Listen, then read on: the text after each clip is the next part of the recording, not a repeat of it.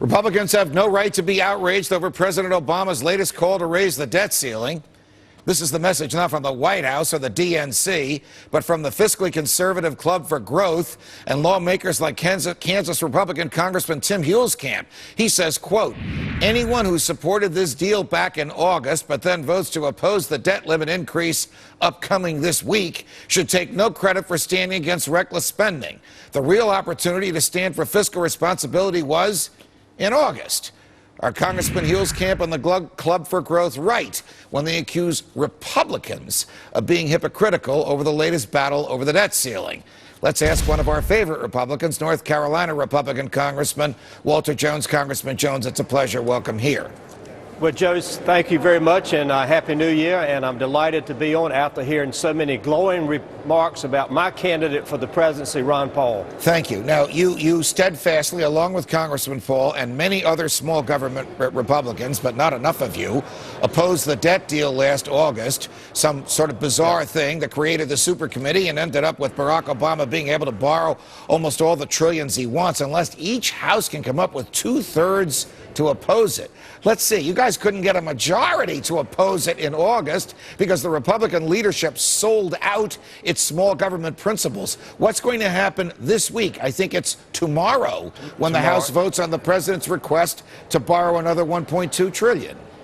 Judge, I'm afraid, I hate to say this, but it's my opinion that probably it will pass. There will be those of us in both parties that will vote no.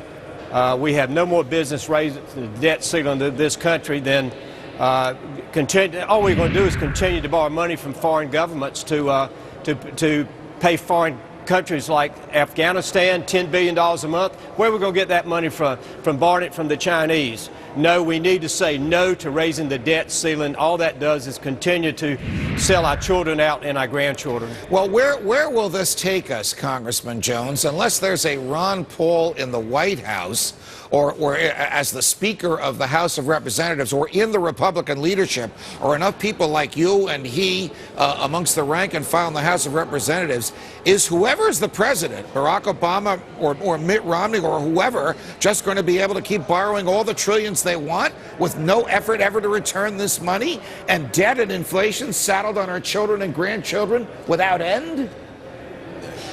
Judge, that's exactly what Ron Paul is trying to say. Stop trying to take care of the world and get your own house in order. And until we get someone like a Ron Paul in the positions you named, the presidency or the Speaker of the House, this is going to continue to go until the American people do like the Tea Party's done, like the Wall Street group has done. Get down here and raise Cain with Washington, D.C. and those of us in Congress and say do not raise the debt ceiling. You represent, I think, more active duty members of the military than any other member of the House of Representatives. You're in North Carolina, not South Carolina. Are you surprised, Congressman Jones, that Ron Paul receives more political contributions from active duty military than all the other candidates combined? Judge, I'm not for this reason, just like the Marines down in my district are telling me, what else can we do in Afghanistan? We have taken bin Laden out. Al-Qaeda has moved around the world. They're dispersed, and it's time to bring our troops home, and it's time to spend money in America and rebuild America. That's what Ron Paul believes. Got it. Congressman Jones, it's a pleasure, as always. Thanks for joining us. Thank you, Judge. Thank you, sir. The revolution continues on Freedom Watch.